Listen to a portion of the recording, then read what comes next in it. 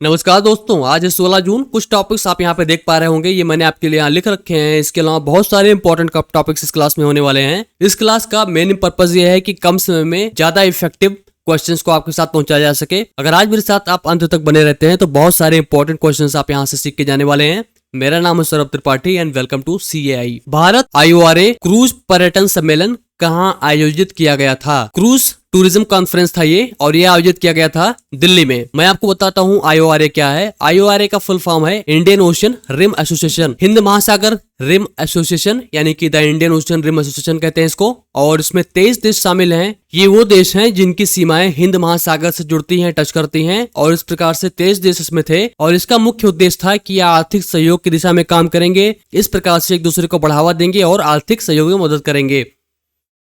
इसका पहला नाम था Indian Ocean Rim Initiative, IORI था, अब ये हो गया IORA।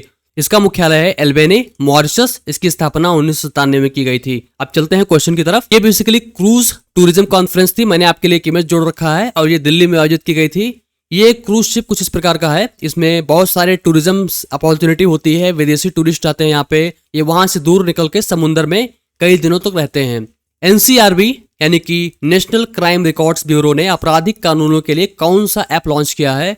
ये क्रिमिनल लॉज के लिए ऐप है। सारे नाम दिए गए हैं, कंफ्यूजिंग लगेंगे अगर आप एग्जाम में से पाएंगे बिना पढ़ के जा रहे हैं। सही उत्तर इसका है NCRB संकलन। NCRB का फुल फॉर्म है नेशनल क्राइम रिकॉर्ड ब्यूरो, और राष्ट्रीय अपराध रिकॉर्ड ब्यूरो है। ये IPC के अंडर में जितनी धाराएं होती हैं वो उनको संकलन करता है। पूरे देश में जितनी IPC धाराएं लगती हैं, पूरे राज्य वाइज, पूरे स्टेशन वाइज, और उन डेटा को तैयार करता है और हर साल एक आंकड़े प्रस्तुत करता है। वो ये दिखाता है कि किस राज्य में कहाँ किस प्रकार की घटनाएं ज्यादा हो रही हैं, किस प्रकार के सुधारों की जरूरत है। NCRB के जो डायरेक्टर हैं वो हैं विवेक गोगिया। इसका मुख्यालय नई दिल्ली में है, और ये गृह मंत्रालय यानी मिनिस्ट्री ऑफ होम अफेयर्स के अंडर में आता है। इस ऐप में कानून प्रवर्तन और जनता के लिए आपराधिक डेटाबेस शामिल है। ये जो लॉ एनफोर्समेंट एजेंसीज होती हैं, जैसे पुलिस हो गई, स्टेट एजेंसीज हो गई, ये इस ऐप से बहुत सारी जानकारियां प्राप्त कर सकती हैं, डेटाबेस प्राप्त कर सकती हैं। इसके साथ साथ पब्लिक भी यहाँ से जानकारी प्राप्त कर सकती है। वैश्विक शांति सूचकांक में भारत का स्थान कौन सा है? What is the India's rank in the global peace index? सारे ऑप्शन दिए गए हैं। इंपॉर्टेंट क्वेश्चंस हैं, बहुत आते हैं इंडेक्स वाले क्वेश्चन। सही उत्तर इसका है 116 है। भारत का स्थान 116वां है ग्लोबल पीस इंडेक्स में। सबसे खतरनाक इसमें देश आए थे यमन, सूडान, साउथ सूडान और अफगानिस्तान। किस देश ने संयुक्त राज्य अमेरिका के साथ F-16 लड़ाकू विमान खरीदने के लिए समझौते पर हस्ताक्षर किए हैं? ये एक अमेरिकन फाइटर जेट है, बहुत ही फेमस फाइटर जेट है, और ये है तुर्की देश। तुर्की खरीदेगा अमेरिका से F-16 फाइटर जेट्स। तुर्की एक नेटो का मेंबर है, नॉर्थ अटलांटिक ट्रीटी ऑर्गेनाइजेशन, और तुर्की की कैपिटल है अंकारा, और इसका सबसे बड़ा शहर है इस्तांबुल। करेंसी है तुर्किश लीरा, और प्रेसिडेंट हैं रिसेप तैयप एर्डोगन। तुर्किश लीरा को आप हाल ही में न्यूज में देखा होगा, यहाँ पे इन्फ्लेशन बहुत ज्यादा बढ़ चुका है, लीरा की वैल्यू बहुत कम हो गई थी, यानी बहुत सारे पैसे देने पड़ेंगे तब आप सामान प्राप्त कर सकते हैं। ये एक रिप्रेजेंटेटिव इमेज है फाइटर जेट की, ताकि आप जब क्वेश्चंस देखें तो आपको कुछ ही मेमोरी में याद रहे, क्योंकि ब्रेन पिक्चर्स को ज्यादा याद करता है, फैक्ट्स को। अगर आपको क्वेश्चन अच्छा लग रहा हो तो प्लीज इस वीडियो को लाइक कर दें और चैनल को सब्सक्राइब कर दें। अभी हम बहुत सारे इंपॉर्टेंट क्वेश्चंस आगे सीखने वाले हैं। भारतीय सेना ने हाल ही में स्वदेशी रूप से निर्मित नागास्त्र नाम आत्मघाती ड्रोन को शामिल किया है। इसका निर्माण किसके द्वारा किया गया था? नागास्त्रा 1 एक ड्रोन है, इंडियन आर्मी ने इसको शामिल किया है। वर्ल्ड है मतलब इस देश में बनाया गया है, और सुसाइड ड्रोन है मतलब आत्मघाती ड्रोन है। तो इसका सही उत्तर है इकोनॉमिक एक्सप्लोसिव लिमिटेड, इसको शॉर्ट में हम बोलते हैं EEL। ड्रोन्स दो प्रकार के होते हैं, एक होते हैं सिविलियन ड्रोन्स, एक होती है मिलिट्री ड्रोन्स। सिविलियन ड्रोन्स आपको कुछ इस प्रकार से दिखेंगे। इसमें 4 पंखे लगे होते हैं, एक कैमरा होल्ड करता है, या फिर फूड डिलीवरी या मेडिसिन डिलीवरी में काम आता है। तो ये ड्रोन्स एकदम अलग होते हैं। और जो मिलिट्री ड्रोन्स होते हैं वो कुछ इस प्रकार से होते हैं। इनको एक छोटा सा रनवे चाहिए होता है, ये एयरक्राफ्ट की तरह दिखते हैं, और ये कई घंटों तक बिना नोटिस किए गए आकाश में उड़ सकते हैं। इनकी ऊंचाई बहुत ज्यादा होती है। इसमें सोलर पैनल भी लगे हो सकते हैं, और ये स्टील्थ इनकी कैपेबिलिटी होती है, यानी कि इनको आप रडार से जल्दी डिटेक्ट नहीं कर सकते हैं। तो बेसिकली मिलिट्री ड्रोन्स बहुत एडवांस होते हैं, सिविलियन ड्रोन्स बेसिक पर्पज के लिए यूज किए जाते हैं। आप अंतर देख पा रहे होंगे। अब मैं आपको समझाता हूँ ये ड्रोन्स को सुसाइड ड्रोन क्यों कहते हैं, या इसका अलग नाम क्या है। एक शब्द है, उसका नाम है कैमिकेज। कैमिकेज ड्रोन्स वो ड्रोन्स होते हैं जो सपोज ये आपका कोई टारगेट है, एक बॉक्स रखा हुआ है, यहाँ पे कोई ड्रोन है, तो ये ड्रोन ऊपर जाएंगे, उसके बाद उसको निगरानी करेंगे, उसका पता लगाएंगे कि एक्चुअल टारगेट यही है, और काफी ऊंचाई पे रहेंगे। आपको यहाँ पे पता भी नहीं चलेगा कि यहाँ पे ये ड्रोन है। उसके बाद ये खुद जाके इसमें टकरा के ये बॉक्स को भी और खुद को भी नष्ट कर लेते हैं। तो इस प्रकार से काम करते हैं। बाकी ड्रोन्स क्या करते हैं, सर्वाइलेंस करते हैं, यानी कि वो कैमरास लगे होते हैं, वो चीजों को देखते हैं नीचे और उसके बाद फोटोग्राफ्स क्लिक करते हैं। लेकिन कैमिकेज ड्रोन्स क्या होते हैं, ये खुद को नष्ट करते हैं और टारगेट को भी नष्ट कर देते हैं। तो नागास्त्र 1 भारत का एक कैमिकेज ड्रोन है जो इंडिजिनसली बिल्ड है, यानी कि स्वनिर्मित है, और इंडियन आर्मी ने इसको शामिल कर लिया है। कैमिकेज ड्रोन बहुत ही फेमस है क्योंकि इसका अलग ही डिस्टिंक्ट यूज है। इजराइल हरोब ड्रोन ऑपरेट करता है और अमेरिका ऑपरेट करता है स्विच ब्लेड। और सबसे फेमस ड्रोन आपने न्यूज में शायद देखा होगा वो है लैंसेट ड्रोन, ये ऑपरेट करता है रशिया। ये भी कैमिकेज ड्रोन है। कैमिकेज एक जापानीज शब्द है, इसका मतलब है डिवाइन विंड। तो प्लीज इसको आप याद रखें। और अब हम आगे की तरफ बढ़ते हैं।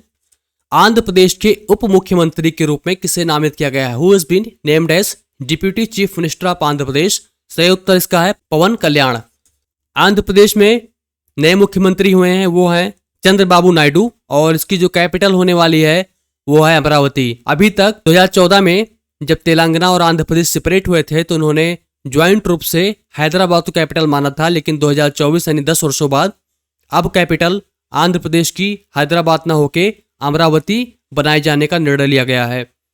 किस वैश्विक संगठन ने पूरी तरह कार्यात्मक उच्च समुद्र जैव विविधता संधि के लिए प्रयास करने का आग्रह किया है? To strive for fully functional high seas biodiversity territory. तो ये है World Economic Forum, United Nation Environment Programme, International Union for Conservation of Nature और वर्ल्ड बैंक। तो इसका सही उत्तर है आईयूसीएन।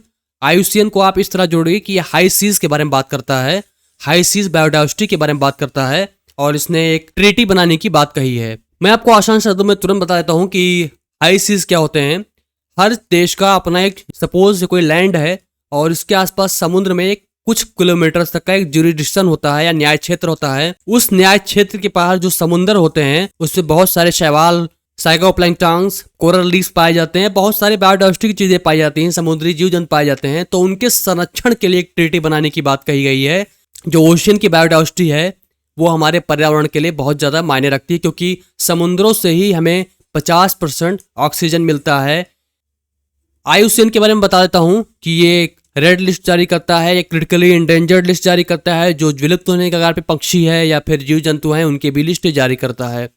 किस संग्रहालय ने यूनेस्को के प्रिक्स वर्सेल्स पुरस्कार से सम्मानित किया गया है? स्मृति वन अर्थक्वेक मेमोरियल म्यूजियम। जैसा कि नाम से स्पष्ट है ये एक अर्थक्वेक म्यूजियम है। ये स्थित है भुज, गुजरात में। इस समय गुजरात के जो मुख्यमंत्री हैं वो हैं भूपेंद्र पटेल।